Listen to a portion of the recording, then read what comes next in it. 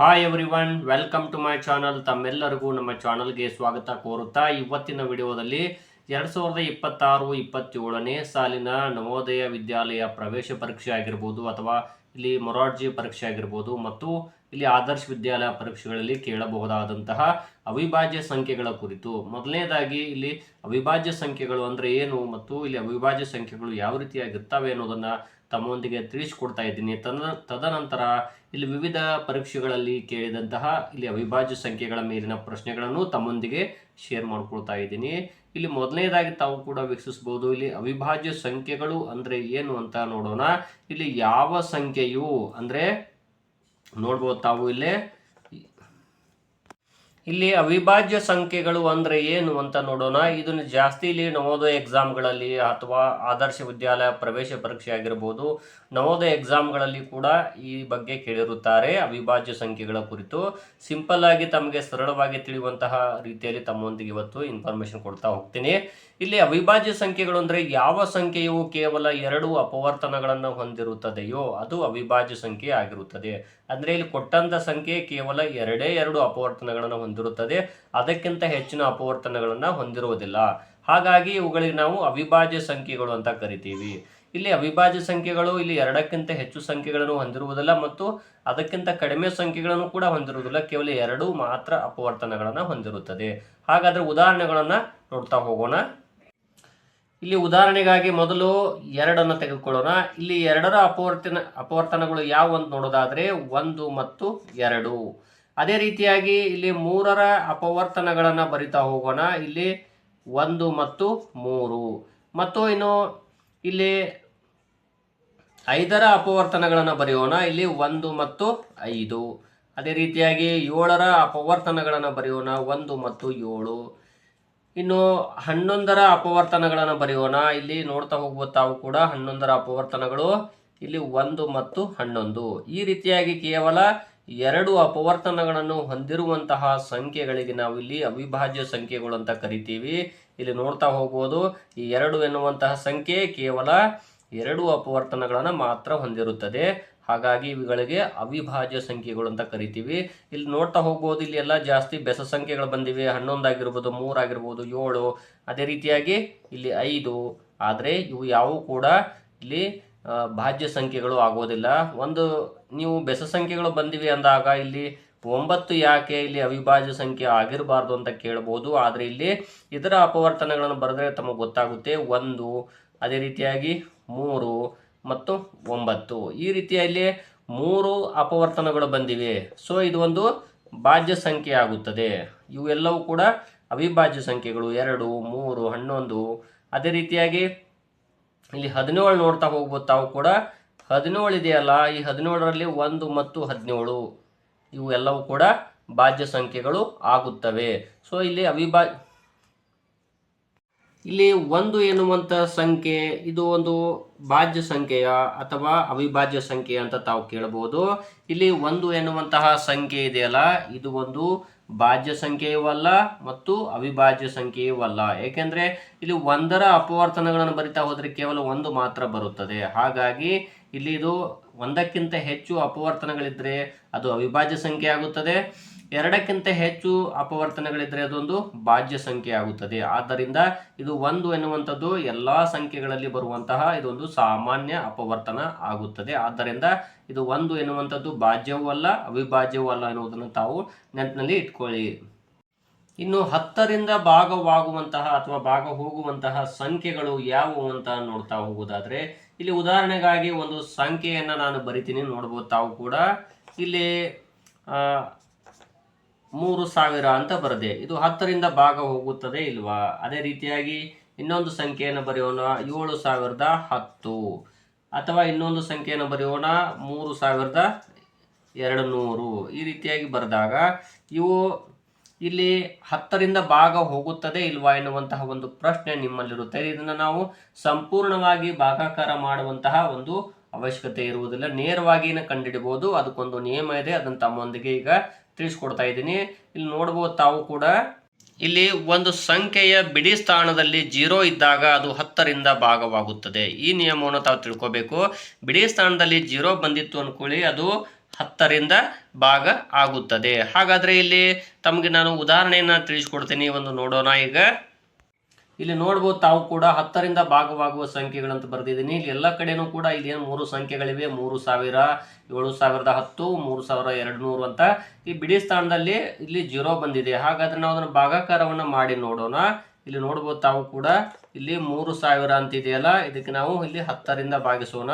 ಇಲ್ಲಿ ನೋಡ್ಬೋದು 10 3 30 ಈ ರೀತಿಯಾಗಿ ನಾವು ಬರೆದಾಗ ಇಲ್ಲಿ ನೆಕ್ಸ್ಟ್ ನಾವು 0 ತೆಗೆದುಕೊಳ್ತೀವಿ, ನೆಕ್ಸ್ಟು ಮತ್ತೊಂದು 0 ತೆಗೆದುಕೊಳ್ತೀವಿ. ಸೊ ಇಲ್ಲಿ ಸಂಪೂರ್ಣವಾಗಿ ಭಾಗ ಹೋಗುತ್ತದೆ. ಹಾಗಾಗಿ ಇದು ಇಲ್ಲಿ 10ರಿಂದ ಭಾಗವಾಗುವಂತಹ ಒಂದು ಸಂಖ್ಯೆ ಅಂತೇಳಿ ನಾವು ಇಲ್ಲಿ ಕನ್ಫರ್ಮ್ ಮಾಡ್ಕೊಳ್ಬಹುದು, ಈ ರೀತಿಯಾಗಿ ಭಾಗಾಕಾರದ ವಿಧಾನದ ಮೂಲಕ. ಇನ್ನು 5ರಿಂದ ಭಾಗವಾಗುವ ಸಂಖ್ಯೆಗಳು ಯಾವುವು ಅಂತ ಕೊಟ್ಟಿದ್ದಾರೆ. ಹಾಗಾದ್ರೆ ಇಲ್ಲಿ ಒಂದು ಉದಾಹರಣೆಯನ್ನು ತಮಗೆ ಹಂಚ್ಕೊಳ್ತಾ ಇದ್ದೀನಿ. ಇಲ್ಲಿ ನೋಡ್ತಾ ಹೋಗ್ಬೋದು ತಾವು ಕೂಡ.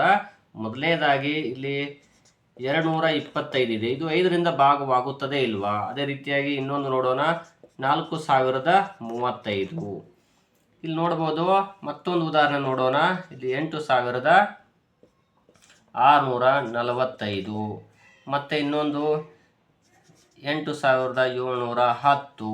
ಈ ರೀತಿಯಾಗಿರುವಂತಹ ಸಂಖ್ಯೆಗಳು ಇಲ್ಲಿ 5ರಿಂದ ಭಾಗವಾಗುತ್ತದೆ ಇಲ್ವಾ ಎನ್ನುವಂತಹ ಒಂದು ಪ್ರಶ್ನೆ.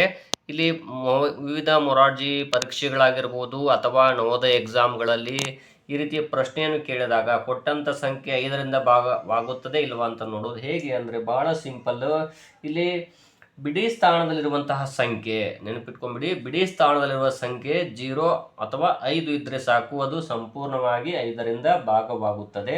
ಇದನ್ನು ತಾವು ನೆನಪಿನಲ್ಲಿ ಇಟ್ಕೊಳ್ಳಿ. ಬಿಡಿ ಸ್ಥಾನದಲ್ಲಿ ನೋಡ್ತಾ ಹೋಗ್ಬೋದು. ಇಲ್ಲಿ ಬಿಡಿ ಸ್ಥಾನದಲ್ಲಿ 0 ಇದೆ, ಬಿಡಿ ಸ್ಥಾನದಲ್ಲಿ 5, ಅದೇ ರೀತಿಯಾಗಿ ಬಿಡಿ ಸ್ಥಾನದಲ್ಲಿ ಇಲ್ಲಿ 5 ಇದೆ ಮತ್ತು ಇಲ್ಲಿ ಕೂಡ 5 ಇದೆ. ಸೊ ಹಾಗಾಗಿ ಇವು ಸಂಪೂರ್ಣವಾಗಿ 5ರಿಂದ ಭಾಗವಾಗುತ್ತದೆ. ಒಂದು ಉದಾಹರಣೆಯನ್ನು ನೋಡೋಣ, ನಾವು ಭಾಗಾಕಾರ ವಿಧಾನದ ಮೂಲಕ ನೋಡೋಣ. ಮೊದಲನೇದಾಗಿದೆಯಲ್ಲ, ಇಲ್ಲಿ ನೋಡ್ಬೋದು, ಇಲ್ಲಿ 5 4 20 ಆಗಿದೆ. ಸೊ ಇಲ್ಲಿ 2 ತಗೊಳ್ತೀವಿ, ಇಲ್ಲಿ 0, ಮತ್ತೆ ನೆಕ್ಸ್ಟು ಇಲ್ಲಿ 5ಅನ್ನು ಇಳಿಸ್ಕೋತೀವಿ, 5 5 25 ಆಗುತ್ತದೆ. ಸೊ ಇಲ್ಲಿ ಎಲ್ಲವೂ ಕೂಡ 0 ಅಥವಾ 0 ಬರುತ್ತದೆ.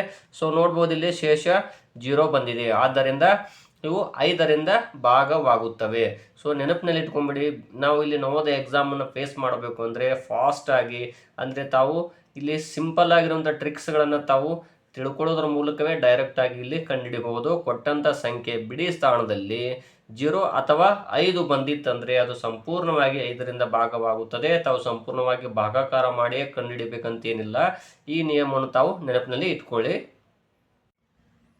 ಇಲ್ಲಿ 2ರಿಂದ ಭಾಗವಾಗುವಂತಹ ಸಂಖ್ಯೆಗಳನ್ನು ನೋಡೋಣ. ಇಲ್ಲಿ ಬಿಡಿ ಸ್ಥಾನದಲ್ಲಿ ಇರುವಂತಹ ಸಂಖ್ಯೆಗಳು ಯಾವ ಇದ್ರೆ ನಾವು ಸಿಂಪಲ್ ಆಗಿ ಭಾಗ ಹೋಗುತ್ತೆ ಅಂತ ನೋಡ್ಬೋದು. ಮೊದಲನೇದಾಗಿ 0 ಆಗಿರ್ಬೋದು, 2 4 6 8 ಇಷ್ಟು ಸಂಖ್ಯೆಗಳು ಬಿಡಿ ಸ್ಥಾನದಲ್ಲಿ ಇತ್ತು ಅಂದರೆ ಸಂಪೂರ್ಣವಾಗಿ ಆ ಸಂಖ್ಯೆಗಳು 2ರಿಂದ ಭಾಗ ಹೋಗುತ್ತವೆ. ಅಂದರೆ ಕೊಟ್ಟಂಥ ಸಂಖ್ಯೆ ಬಿಡಿ ಸ್ಥಾನದಲ್ಲಿ ಇಷ್ಟು ಯಾವುದಾದ್ರೂ ಒಂದು ಸಂಖ್ಯೆ ಇರಬೇಕು. ಅದು 0 ಆಗಿರ್ಬೋದು ಅಥವಾ 2 ಅಥವಾ 4 ಅಥವಾ 6 ಅಥವಾ 8. ಉದಾಹರಣೆಗಾಗಿ 240 ಇದೆ, ನೋಡ್ಬೋದು ತಾವು ಕೂಡ. ಈ 240 ಇದೆಯಲ್ಲ, ಬಿಡಿ ಸ್ಥಾನದಲ್ಲಿ 0 ಬಂದಿದೆ. ಇದನ್ನು ನಾವು ಸಂಪೂರ್ಣವಾಗಿ 2ರಿಂದ ಭಾಗಾಕಾರ ಮಾಡಿದಾಗ ಶೇಷ 0 ಬರುತ್ತದೆ. ಅಥವಾ ಇಲ್ಲಿ 344 ಇದೆ, ಅಥವಾ 8066 ಈ ರೀತಿಯಾಗಿ ಇರುವಂತಹ ಸಂಖ್ಯೆಗಳೇನಿವೆಯಲ್ಲ, ಸಂಪೂರ್ಣವಾಗಿ ಇಲ್ಲಿ ಬಿಡಿ ಸ್ಥಾನದಲ್ಲಿ 4, ಇಲ್ಲಿ 6, ಇಲ್ಲಿ 0 ಬಂದಿದೆ. ಹಾಗಾಗಿ ಇವುಗಳು 2ರಿಂದ ಸಂಪೂರ್ಣವಾಗಿ ಭಾಗ ಹೋಗುತ್ತವೆ. ಇನ್ನು 3ರಿಂದ ಭಾಗವಾಗುವಂತಹ ಸಂಖ್ಯೆಗಳು ಯಾವುವು ಅಂತ ನೋಡೋಣ. ಅದಕ್ಕಿಂತ ಪೂರ್ವದಲ್ಲಿ ಒಂದು ಉದಾಹರಣೆ ತಿಳಿಸ್ಕೊಡ್ತೀನಿ ತಮಗೆ. ಇಲ್ಲಿ ನೋಡ್ಬೋದು 21, 27 ಆಗಿರ್ಬೋದು, ಅಥವಾ 36, 54, ಅದೇ ರೀತಿ 219.